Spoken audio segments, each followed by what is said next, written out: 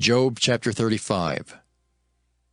Elihu spake moreover, and said, Thinkest thou this to be right, that thou saidst, My righteousness is more than God's?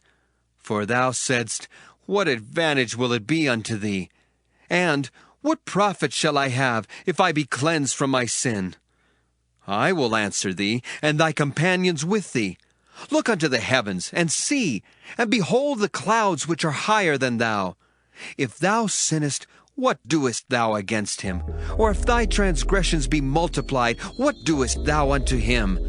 If thou be righteous, what givest thou him? Or what receiveth he of thine hand? Thy wickedness may hurt a man as thou art, and thy righteousness may profit the Son of Man. By reason of the multitude of oppressions they make the oppressed to cry. They cry out by reason of the arm of the mighty. But none saith, Where is God my Maker, who giveth songs in the night, who teacheth us more than the beasts of the earth, and maketh us wiser than the fowls of heaven? There they cry, but none giveth answer, because of the pride of evil men. Surely God will not hear vanity, neither will the Almighty regard it. Although thou sayest thou shalt not see him, yet judgment is before him. Therefore trust thou in him. But now, because it is not so, he hath visited in his anger, yet he knoweth it not in great extremity. Therefore doth Job open his mouth in vain. He multiplieth words without knowledge. Job chapter 36. Elihu also proceeded and said, Suffer me a little, and I will show thee that I have yet to speak on God's behalf. I will fetch my knowledge from afar, and will ascribe righteousness to my Maker. For truly my word shall not be false. He that is perfect in knowledge is with thee. Behold, God is mighty, and despiseth not any. He is mighty in strength and wisdom. He preserveth not the life of the wicked, but giveth right to the poor. He withdraweth not his eyes from the righteous, but with kings are they on the throne. Yea, he doth establish them forever, and they are exalted. And if they be bound in fetters, and beholden in cords of affliction, then he showeth them their work, and their transgressions that they have exceeded. He openeth also their ear to discipline, and commandeth that they return from iniquity. If they obey and serve him, they shall spend their days in prosperity, and their years in pleasures.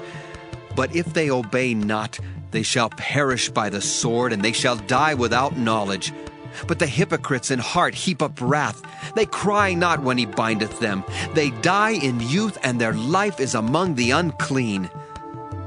He delivereth the poor in his affliction, and openeth their ears in oppression. Even so would he have removed thee out of the strait into a broad place, where there is no straightness, and that which should be set on thy table should be full of fatness. But thou hast fulfilled the judgment of the wicked. Judgment and justice take hold on thee. Because there is wrath, beware lest he take thee away with his stroke. Then a great ransom cannot deliver thee. Will he esteem thy riches? No, not gold, nor all the forces of strength. Desire not the night, when people are cut off in their place. Take heed, regard not iniquity, for this hast thou chosen rather than affliction. Behold, God exalteth by his power. Who teacheth like him? Who hath enjoined him his way? Or who can say, Thou hast wrought iniquity? Remember that thou magnify his work, which men behold. Every man may see it, man may behold it afar off. Behold, God is great, and we know him not, neither can the number of his years be searched out. For he maketh small the drops of water. They pour down rain according to the vapor thereof, which the clouds do drop and distill upon man abundantly. Also can any understand the spreadings of the clouds, or the noise of his tabernacle? Behold, he spreadeth his light upon it, and covereth the bottom of the sea. For by them judgeth he the people. He giveth meat in abundance.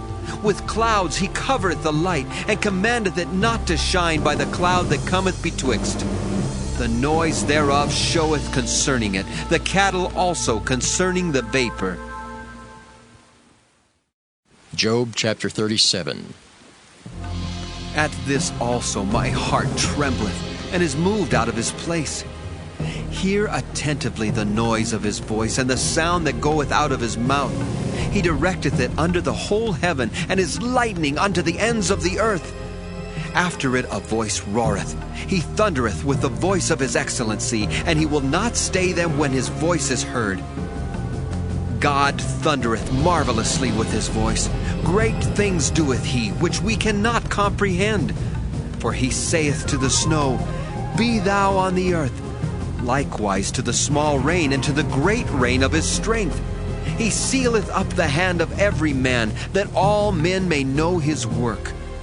Then the beasts go into dens, and remain in their places. Out of the south cometh the whirlwind, and cold out of the north. By the breath of God frost is given, and the breadth of the waters is straitened. Also by watering he wearieth the thick cloud, he scattereth his bright cloud. And it is turned round about by his counsels, that they may do whatsoever he commandeth them upon the face of the world in the earth. He causeth it to come, whether for correction, or for his land, or for mercy. Hearken unto this, O Job. Stand still, and consider the wondrous works of God. Dost thou know when God disposed them, and caused the light of his cloud to shine? Dost thou know the balancing of the clouds, the wondrous works of him which is perfect in knowledge? How thy garments are warm, when he quieteth the earth by the south wind. Hast thou with him spread out the sky, which is strong, and as a molten looking glass? Teach us what we shall say unto him, for we cannot order our speech by reason of darkness. Shall it be told him that I speak? If a man speak, surely he shall be swallowed up. And now men see not the bright light which is in the clouds, but the wind passeth, and cleanseth them. Fair weather cometh out of the north. With God is terrible majesty. Touching the Almighty, we cannot find him out. He is excellent in power, and in judgment, and in plenty of justice. He will not afflict. Men do therefore fear him. He respecteth not any that are wise of heart.